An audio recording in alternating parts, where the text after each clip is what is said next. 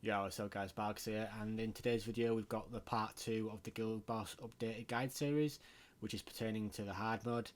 As you can see, the score I got this week is 1,452 points, which is super high, and hopefully this is going to help you get somewhere close to that. I tried to keep the gear to a level where it's not asking too much for people to be able to copy it, especially with the events that are running this week and the ability to get more 5-star SSR gear. So what we'll do is we'll go into a similar structure as yesterday's guide. We'll talk about the gear, the reason behind the gear, then we'll go into the fight, show you the fight, and talk about the advanced techniques and tips you can be doing during the fight to help really push your score to get as high as you possibly can. So let's just get into the gearing now, guys. Alright guys, so this is the team lineup that I've decided to use for this fight. I'm using Gotha in position 1, and then I'm using Green Merlin in position 2, I'm using Jericho in position 3, and then I'm using Gustav in position 4. Now the reason why I went for this order is because you want to have the Gotha in position 1, as it gives you more chance of getting the auto combines, and also the way you want to be dumping your spells, having the Merlin in the second slot is going to make it easier for you to do this compared to if you have her in, say, one of the later slots. Feel free to change it if you like, but this is just the way that I've been having success with and the way I like to use it. So for associations, you're going to want to have a 6 out of 6 Gila on your Jericho association. You want to have a 6 out of 6 SSR or SR Arthur on Merlin. You can use any sort of association on Gustav. And for the Gotha, because we're using the defensive strategy to try and reduce the amount of damage taken and make the shields last longer, you're going to want to use an association with a high defense value. For me, this is 6 out of 6 Diana. She has the highest defense in the game. Other good units you can use are SSR Red Gill if you're 6 out of 6, SSR Hauser. You can use units like you can't really use the Merlin because she's obviously going to be on the team. Then you can use people like the SR Greenmore, SR Dreyfus, SR Green Gill are also pretty high defense units that you can use. So now we're going to go into the Gotha's gear. So like the hard mode, again I'm going to use the 3-piece defensive set.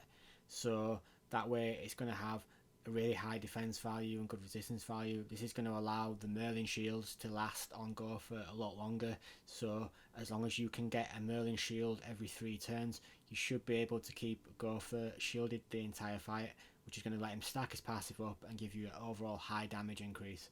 So for Gotha's association, this is the gear I use for Diane.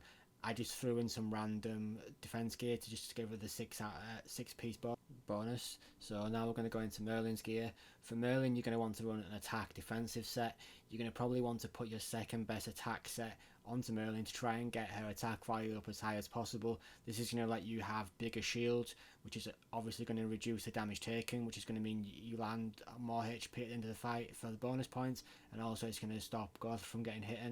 And for Arthur, I just threw in any attack defense pieces just to get his attack up as high as possible to pass over as many attack stats to Merlin as possible to help her increase her shield. Then for the Jericho, I'm using the 6-piece crit damage set like I did in the other video. Basically, you just want to try and get the SSR pieces onto the attack and ring if you can. If not, use the SR pieces and try and roll all the rolls into crit damage and attack to get the attack up and the crit damage as high as possible. As you can see, I have quite a high amount of crit damage and a decent attack rating still. And with the increased attack from Gila, this is going to go up even more. Just to show how the ultimate is 6 out of 6. And I do have a lot of the good cosmetic items. You want to try and use the ones that have crit damage on it and a high attack rating. The one that I don't have that is actually particularly good is the one that is the PvP rated one, this one here. I don't own this one, but I will plan on getting it sometime soon. But I've been using the points for anvils as I think it's more valuable at the minute. So if we just look onto the gear I put on Gila for the association. So the gear I use on Gila for the association is I use my first best attack defense set on her. This way it's going to get her attack up as high as possible, which is going to allow you to pass over as high attack value to Jericho as possible, which is obviously going to let you do bigger crits at the end of the fight, which is meaning you do more damage. So if we just go into Gustav, again I just use the defense HP set. I use the HP pieces on the attack set roll into Pierce rating. If you combine this with his passive, it's going to obviously reduce the boss's resistance, which is going to give you more damage overall for the fight. So this is something you should be doing for your Gustav's gear. So if it's like here's 91% Pierce rating, that's going to reduce the resistance rating of the boss a lot, which is going to really give you a big overall boost at the end to the damage. And then for Gustav's Association gear, it doesn't really matter, you just want to try and give him some survivability. So what we're going to do now is we're going to go jump into the actual run of the fight. Alright guys, so this is the run that I managed to get my score on.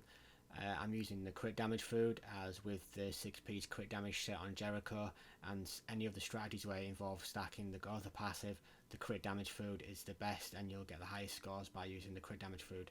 So on the first turn I always start off by casting the Gotha attack, then I cast the Merlin shield, and then I cast the 2 Jericho abilities. Now the reason why I do this is you want to try and build up early Jericho points for the ultimate, and then you also want to make sure that the Merlin shield's on early, this way that you can get 4 passive stacks on Gotha if you manage to keep him shielded the entire fight. This way you're not going to lose out on damage and it's going to get the maximum you can possibly get out of the run.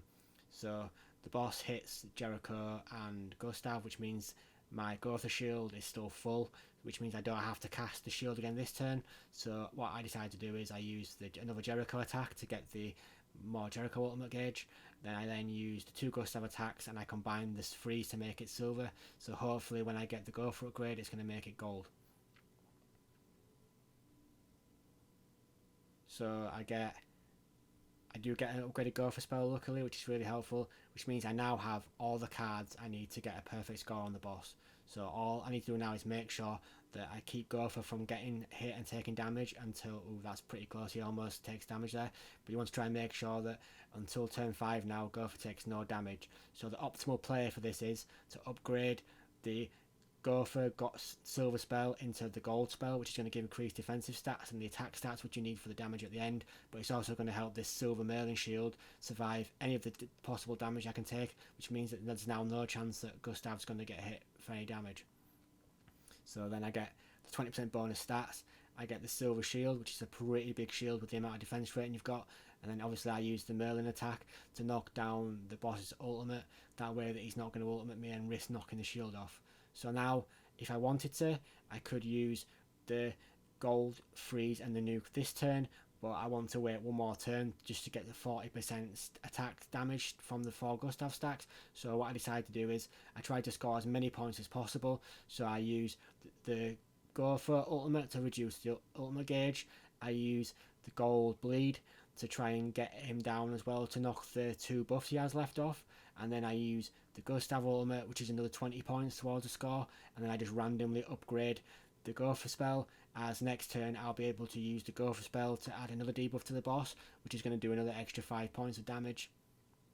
So I managed to knock all the buffs off the boss now, so all I need to do now is have a nice final turn crit from Jericho, and this is going to be a really good run. So what I do now is, to try and maximise the amount of points from the last turn as well, I decide to cast the Merlin shield, as it gives you more points than just passing a turn. I then use the silver Gotha attack, as it's going to add a debuff to the boss, so it's going to give you more than 5 points again, so it's better. Then I use the gold freeze buff, and then I use the Jericho ultimate, and all combined together, this is going to crit for around 2.5 million, I believe.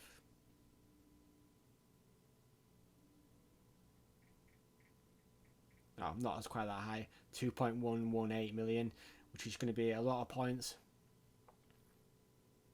which it is 1,452 points. So I hope you can take all the skills you've learned in this video and apply it to your hard mode, and hopefully get some really good scores. If you enjoyed this video, guys, remember to like and subscribe and leave a comment if you have any questions about it. And I'm not quite sure what the next video is going to be. It might be about the next patch, but we'll see. See you next time, guys.